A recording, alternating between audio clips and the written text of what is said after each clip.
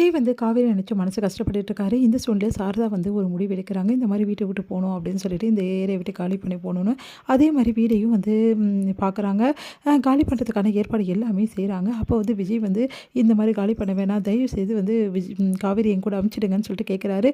அத கேட்டு செமையா டென்ஷன் ஆகி, இப்ப தான் தெரியுதா பொண்டாட்டியோட அருமை உங்களுக்கு? இவ்வளோ நாள் தெரியலையா? இவ்வளோ நாள் பொண்டாட்டின்னு சொல்லாம இருந்தீங்க.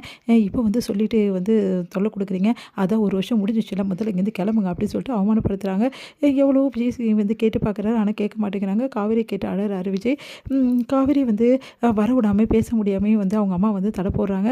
இதுக்கப்புறம் வந்து விஜய் கிட்ட பேசினேன்னா, நான் வந்து இந்த உலகத்திலே இருக்க மாட்டேன்னு சொல்லிட்டு அவங்க அம்மா சொல்றாங்க. அது கேட்டு காவேரி பயங்கரமா கதறி அழறாங்க. அவங்களால தாங்கிக்கவே முடியல. அடுத்து வந்து இங்க வந்து விஜய் என்ன பண்றாரு, தவிக்கிறாரு. காவேரியை பார்க்க முடியாம, பேச முடியாமயும் தாத்தா கிட்ட சொல்லி புலம்புறாரு. தாத்தா ப்ளீஸ் தாத்தா காவேரி வந்து வீட்ல வந்து காலி பண்ண வேணாம்னு சொல்லுங்க தாத்தா. காவேரி கூட்டின்னு போ வேணாம்னு சொல்லுங்க தாத்தான்னு அழறாரு. நான் எவ்வளோ சொல்லி பார்த்துட்டேன்ப்பா, அவங்க கேட்க மாட்டேங்கிறாங்க. என்ன பண்ணுன்னு தெரிலப்பா அப்படின்னு சொல்லிட்டு தாத்தாவும் சொல்லிட்டுருக்காரு. காவேரி மீட் பண்ணலான்னு சொல்லிட்டு விஜய் வந்து காவேரி போகும்போது பார்த்துடுறாரு. நடு இடத்துல தெருவுல. அந்த டைமில் கரெக்டாக அங்கே வராரு. வந்து எப்படியாவது காவேரி மீட் பண்ணலாம்னு சொல்லிட்டு வரும்போது, அங்கே குமரனும் நிவினும் வந்து பேசிட்டு ஒன்றா வராங்க. அவங்க வந்து விஜயை பார்த்துறாங்க.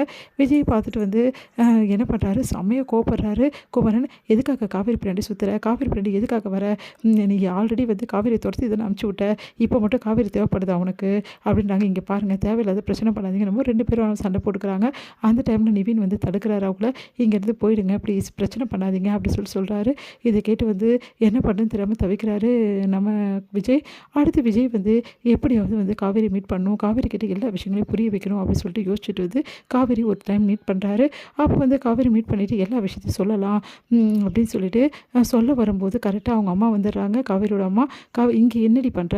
முதல்ல இங்கே வா, நான் சொல்லியிருக்கேன்ல ஆல்ரெடி இந்த பையன் கூட பேசக்கூடாதுன்னு சொல்லிட்டு அப்படின்னு சொல்லிட்டு கையை பிடிச்சி இழுத்துட்டு போகிறாங்க. அம்மா இருமா, ஒரு நிமிஷம் இருமான்னு சொல்லிட்டு காவேரி எவ்வளோ சொல்லி பார்க்குறாங்க. அவங்க அம்மா கேட்காம இழுத்துட்டு போயிடுறாங்க. எங்கள் விஜய் வந்து நம்ம எல்லா விஷயத்தையும் சொல்லியிருந்தா காவேரி கண்டிப்பாக நம்மளை புரிஞ்சிருப்பா. அவங்க யாரும் வேணாம்னு சொல்லிட்டு கண்டிப்பாக நம்ம கூட வந்திருப்பா. எல்லாத்தையும் அவங்க வந்து கெடுத்துட்டாங்க. நான் விட மாட்டேன், காவேரி வந்து விடவே மாட்டேன், எக்காரணம் கூட விட்டு தர மாட்டேன். காவேரி ஏன் பொண்டாட்டி ஏன் கூட தான் இருக்கணும், அவளை எப்படியும் நான் கூட்டிகிட்டு வந்துடுவேன் வீட்டுக்கு அப்படின்னு சொல்லிட்டு தாத்தா கிட்டே விஜய் வந்து சொல்லிட்டு இருக்காரு. இங்கே விஜய் வந்து அளவுக்கு அதிகமாக வந்து என்ன பண்ணுறாரு, குடிக்கிறாரு. அதுக்கப்புறம் வந்து அவரால் முடியல. அவர் ரொம்ப வந்து டயர்டாயிடுறாரு. இதை பார்த்து வந்து தாத்தா மனசு கஷ்டப்பட்டு அழறாரு. விஜய் பழைய நிலைமைக்கு போயிட்டான்.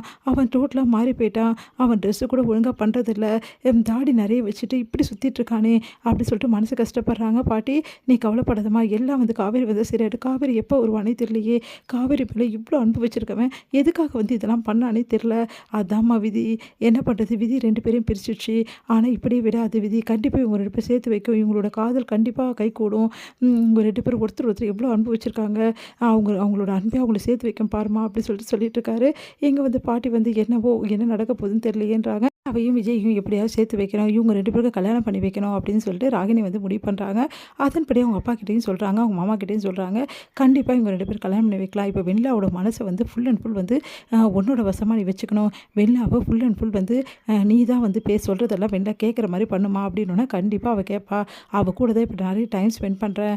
அவளுக்கு கொஞ்சம் கொஞ்சமாக வந்து எல்லாத்தையும் பேசி வந்து அவளை விஜயோட பழக வச்சு எப்படியா விஜய்க்கு வெண்ணிலாவுக்கு நான் கல்யாணம் பண்ணி முடிச்சிடுவேன். இதுக்கப்புறம் விஜயோட வாழ்க்கையில் காவேரி வரவே முடியாது அப்படின்னு சொல்லிட்டு யோசனை பண்ணுறாங்க.